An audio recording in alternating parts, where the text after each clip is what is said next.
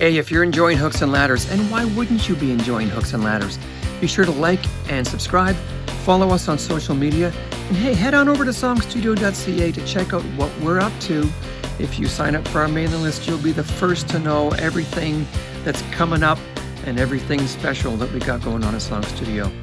You won't regret it.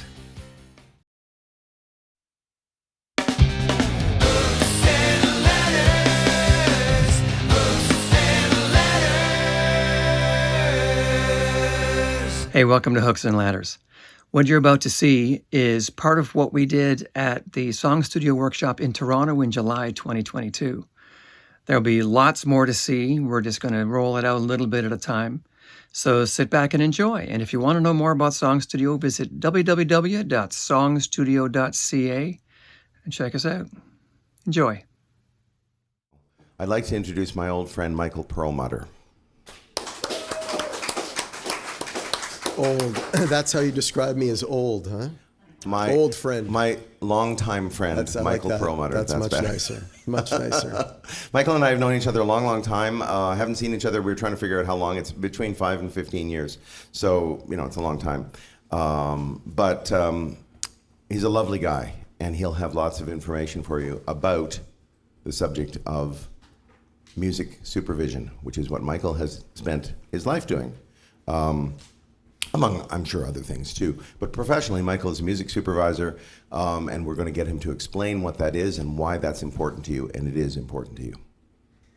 Good morning. Happy to be here and see you guys. Hope the week was good. Great. Sorry I missed the show last night. I look forward to seeing it on YouTube or somewhere, TikTok, wherever you guys are going to upload it. I meet you at a party we've never met before, and I say, "What do you do?" What do I do?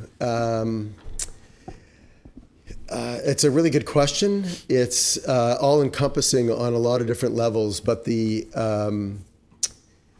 short answer is that we're an intermediary between the music industry and the filmed media industry. I'm not sure if I should look at you, look at them. You look wherever you want. Maybe I'll move up a little bit. Okay, thank you. So it's easier.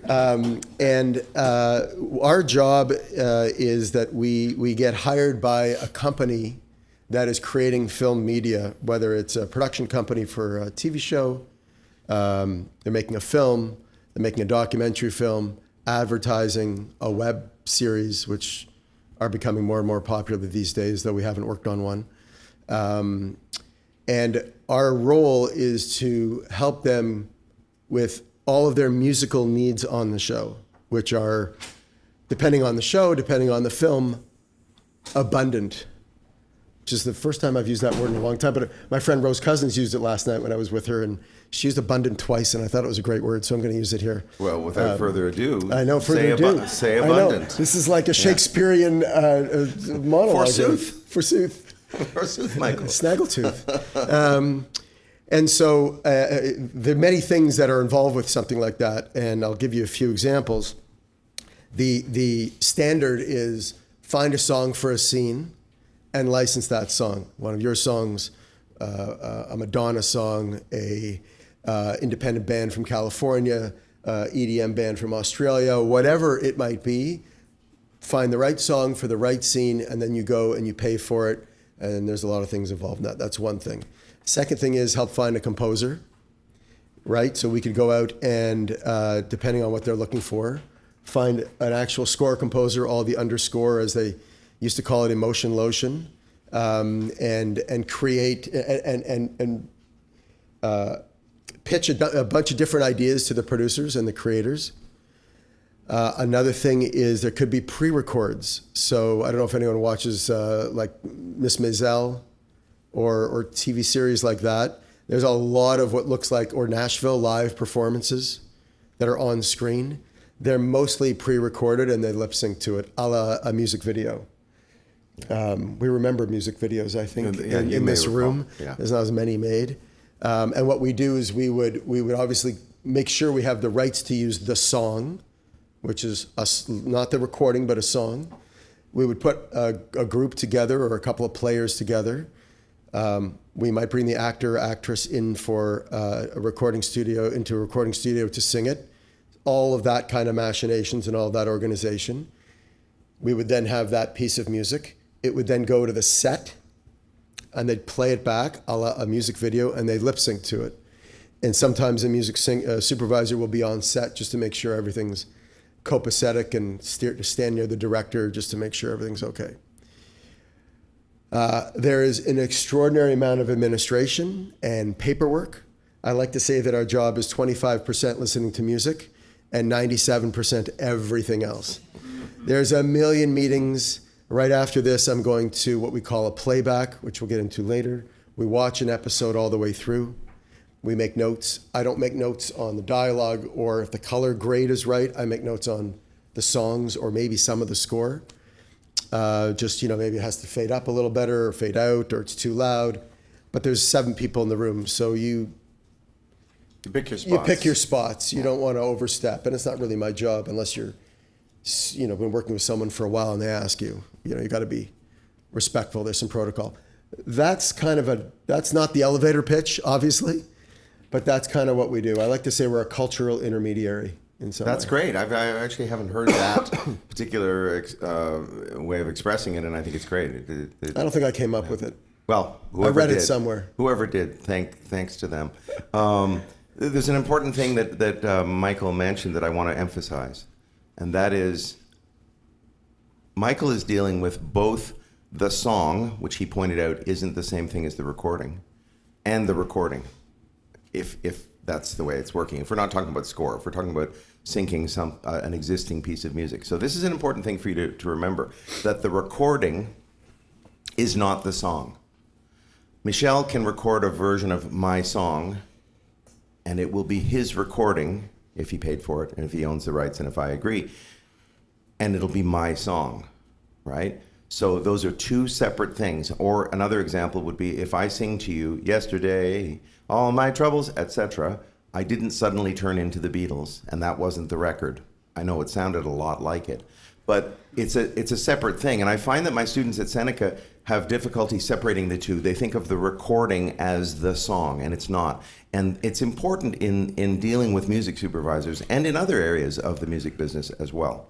But with music supervisors, it's important because they could license a song that a character in the show sings that the composer to the show comes up with a backing track for. So it's not the record, it's not the recording, it's just the song. So just keep that in mind as you move along through this discussion. That's a really good distinction, and it's important because in our music supervision world, and you probably see it in ads a lot, there are tons of cover songs. Yeah. So when you watch an ad for TELUS and you hear some old, let's say it's a James Brown track or something, it might not be James Brown, it might be a new take on it, a female singer with some, maybe it's a cappella or whatever the case is. So what happens is that supervisor who's working on that ad goes to whoever wrote that song. It's James Brown. Goes to the James Brown music publisher, who then goes to the estate. They come back, they say it's $50,000, great. But then we've got Jane over here who's going to record it, and they pay her X amount of dollars, whatever the ad company, whatever they sort out. And then the advertising company actually owns that recording, right? Because they paid for it, which is really, like you said, what it comes down to. Who paid for the recording? If your uncle owns it, you got to make sure that you have an agreement with your uncle that you can make deals with somebody like myself, but maybe you've got to pay him back, Hopefully your uncle just give you the money, but you know what I mean. Hopefully your uncle will never ask you for a penny back. My nephews will definitely ask me. But it's a super, super important distinction. Yeah. And we get pitched covers from everybody. People send us, here's my Neil Young album, covers of all these Neil Young songs. And he's very difficult to clear. So if you're ever going to do cover records for yourself, great, do whatever you want. If you feel like you want to have some songs licensed, super difficult, because I have to go to the Neil Young camp and get things approved. And we write Pulitzer Prize winning letters for some of these artists, and you have to send the scenes, and then you got to wait, and then you've got to manage expectations of your client, your producer and everybody else. So Blair songs, cover Blair songs, we know that we can get those cleared no problem. Yeah. I've often said to people in groups like this that if you make the person you want to work with, if you make their life easier, not more difficult, then they will be more inclined to work with you. Even given, I used Michelle as an example before, but John Mahler and Michelle, they both have equal talent. They've both come up with fantastic songs. I'm torn. I don't know which one to use. But John Mahler asks fewer questions and offers the opportunity to license it more easily. And I think, Michelle, thank you, but I'm going to go with that guy. It's just the way it works. So what Michael's talking about is he'd have to chase it down with the Neil Young people. And it's already going to probably be a losing battle. Neil Young is unique, or relatively unique, amongst established artists in that he's put out a song saying he's not going to do this. I ain't singing for Coke, or anything that makes makes me look like a joke or whatever. He does license for TV and film. It's just rare. Definitely not for ads. Definitely not for commercials. But you're right. For TV and film, it's pretty sporadic. We've licensed them before, but it's costly. And you have somebody write, we had the showrunner write a letter for this TV series from, and they got it. But we paid a lot of money for it. I see a hand up. Hi, sorry, I just have a quick question. So, Yeah. if you purchase a recording and We don't purchase. Yeah. You own it always. Yeah. We license it. It's the word. Yeah. Let's call it renting in a weird way, but forever for that scene. so you're renting, is there an exclusivity term? Like if you license something for a television series and it was going to play once, and it was either going to be an actor perhaps singing that song, however it appears in that show, or would it be like, okay, we have licensed this for 5 years, no one else in any shape, way, shape, or form can use it? Or Good question. So the way that it works when we license one of your songs, whether, let's just say it's one of your recordings and your songs, so it's all together. You wrote a song called ABC, and you own the recording, and you wrote it.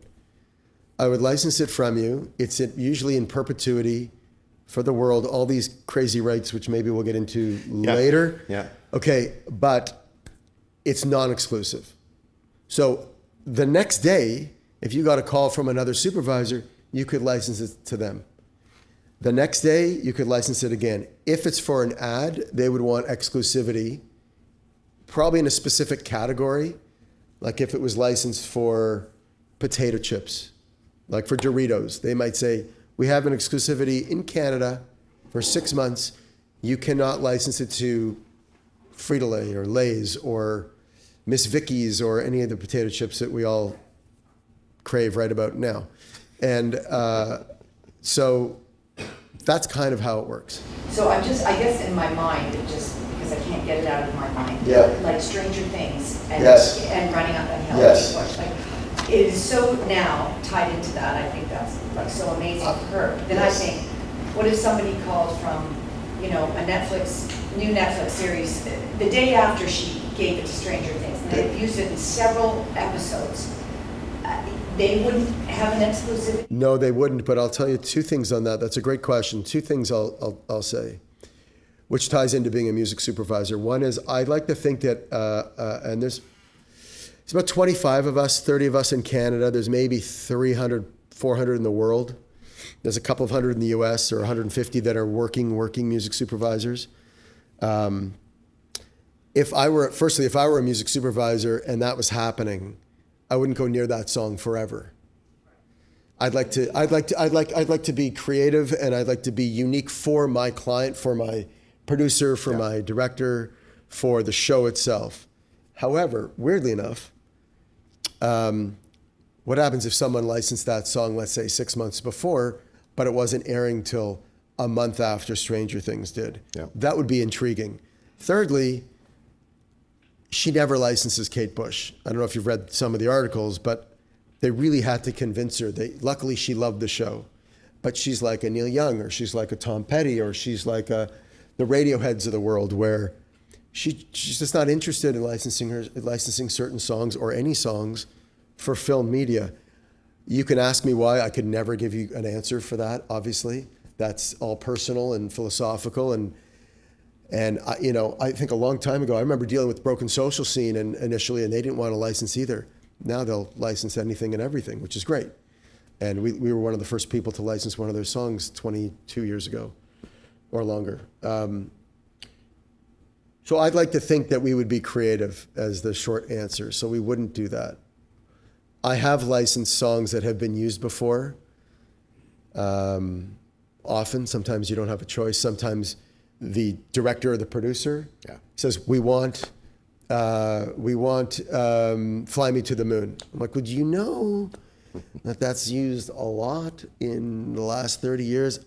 It fits the scene perfectly. Perfect example is Handmaid's Tale. I don't know if anyone's watched The Handmaid's Tale. So we worked on season 1, but not the subsequent seasons.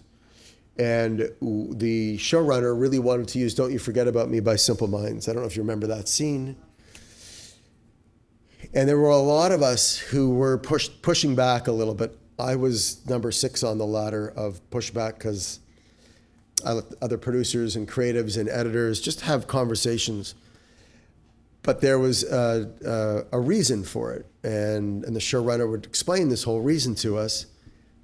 And then you say, okay, great. Because my job is to execute. Also, my job is to execute the vision for the director or for the producer. Yeah. I'm a spoke on a wheel. I'm not the wheel. I am not riding the bike.